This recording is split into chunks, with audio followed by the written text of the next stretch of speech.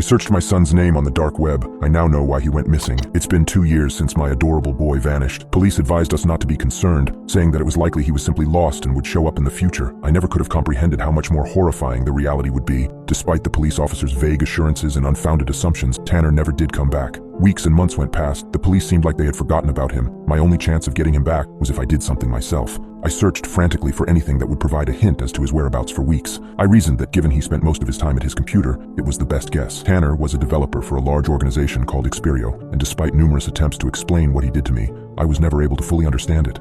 I now regret not questioning him more when he was still alive. His dad used to run a PC repair shop when he was a kid, so Tanner became a tech-savvy youngster who was an expert at building and diagnosing PCs. Before he passed away, he had been dabbling with app creation in his spare time and had become fairly skilled at it. He revealed to me that he was developing a brand new app that would be unique from any others available. My only hope was finding the other programmer working on the project with him. I had hoped that he might know something, but after tracking him down, I discovered that he was an eccentric Satanist with a disorganized appearance. He avoided meeting my gaze and provided no helpful information except to share that Tanner had been extremely secretive about his project. He insisted the remaining details were highly confidential. I went home defeated once again, my only chance of finding him now wasted. Tanner's old computer was set up on my desk, so I turned it on and sat down, resolved to do some more digging. Luckily, Google had saved all his passwords, so I didn't need to try to figure them out through impossible guesswork. I searched through all his emails, his text history on his phone, anything that stood out. But there was nothing that gave any clue as to where he might be. If anything, they painted the picture of someone living an ordinary life, making plans for the future, with no indication of wanting to disappear. I was starting to think that whatever happened, it was against his will. I sat there at my desk with the mouse in my hand for days and then weeks, looking for something, anything of use. Everything turned out to be a dead end. Of course, I called the police frequently as well, but they were of no help either. But that was when I received a text. "Tell no one about this. If you contact anybody, I'm gone. I'm your only chance at finding him." There was a URL linked in the message. Another ding, another message. Enter the URL on Tor. Adrenaline filled my body and I turned on the PC, locating the Tor application.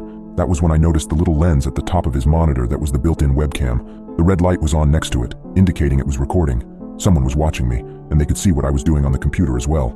I was sure of it. I texted back, doing it now. After typing in the URL exactly as instructed, the screen turned into a login for a website of some kind. I received another text. "Password is his favorite movie. You have 2 minutes." I didn't need 2 minutes for that at least, since I knew it was Fight Club, as it had been since that movie had been released. My hands were shaking as I typed the password into the box.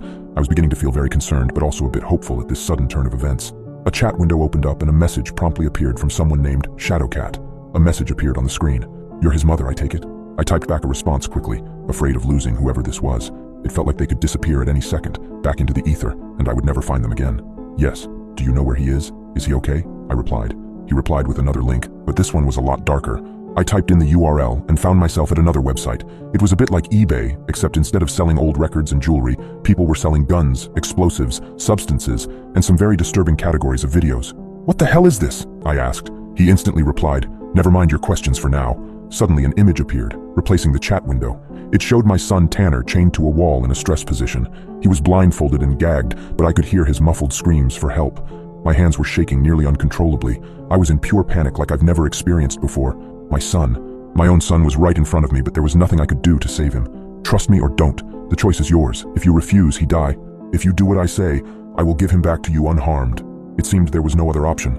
I felt trapped and hopeless, depressed in the horrible situation I had found myself in. If I called the police, he would see me do it on the webcam. If I said no, he would kill Tanner. "Fine. Yes, I'll do what you want," I said. He replied, "Good. Here is your shopping list. Get everything on it." A long list of items was included next, and my eyes widened further as I read through it. The chat window closed suddenly. I was left alone in my living room, my heart beating fast and hard in my chest. Only the other website remained now, the one with black market guns and explosives and everything else illegal that you could have delivered to your doorstep. I debated calling the police again, telling them these new developments, or even going to the police station. But what if the kidnapper found out? He obviously had ways to spy on me, so I did as they said. I filled the online shopping cart with the requested illicit items and entered my credit card information, cringing as I hit enter. I guessed I would have to cancel my credit card since I didn't trust the vendors one bit, but at least that part was done. Only a week later, the package arrived in the mail. I wasn't sure what to expect, but I definitely wasn't expecting it to work. As soon as I had brought it inside, I got another text message. It invited me to another chat on Tor, where I was given a physical address. They said to meet them there with the package, and they would give me back my son.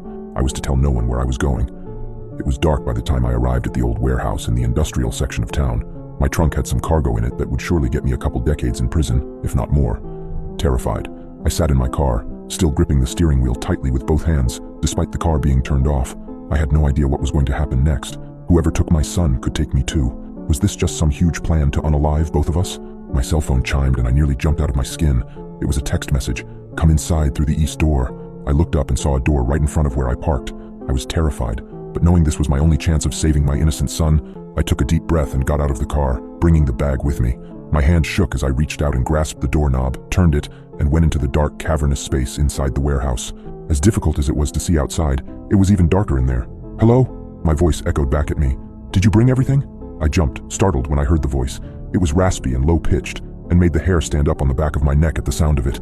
Yes," I whimpered back. "Good, bring it this way." Terrified, I stepped forward into the pitch blackness, unsure if I would run into something.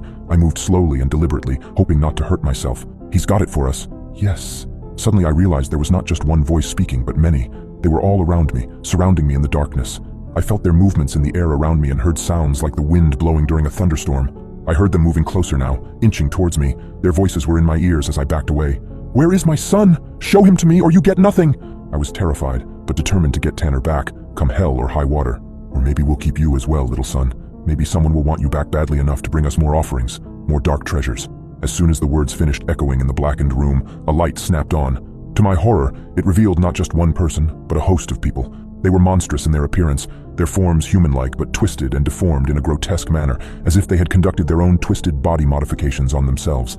Some were horrifically tall, others possessed limbs that were too long, too twisted. Eyes glowed from some as if they had installed LED lights into their eyelids, whilst others had no visible eyes at all. They were staring at me, grinning with a glee that sent chills down my spine. In the corner of the room, I noticed a heap on the floor, illuminated by the harsh light. It took me a moment to register. It was Tanner, alive but not moving.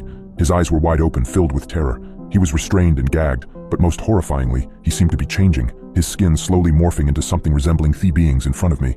"You want him?" the tallest creature rasped. "First, deliver the package." Then it hit me, the realization that whatever Tanner had been working on wasn't an app. It was something far more terrifying, and I had been their pawn in this game. Their laughter filled the air, a sound as cruel and heartless as their grins, but I could barely hear it over the blood rushing in my ears. Tanner was changing, and I had brought the ingredients for his transformation. "Your task isn't done," the creature said, grinning malevolently. "Oh no, you're just getting started."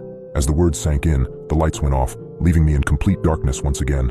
The chilling laughter echoed around me, growing fainter until I was left alone with the unconscious body of my son. A sudden sharp pain exploded in my neck, and I instinctively reached out to touch the spot, finding a small, jagged piece of metal lodged into my skin.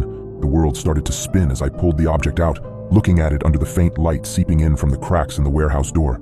It was a small, thin syringe, empty, but it reeked of a chemical scent I couldn't place. Something was terribly wrong. I could feel my heart rate climbing, my skin prickling with sweat as a wave of dizziness hit me.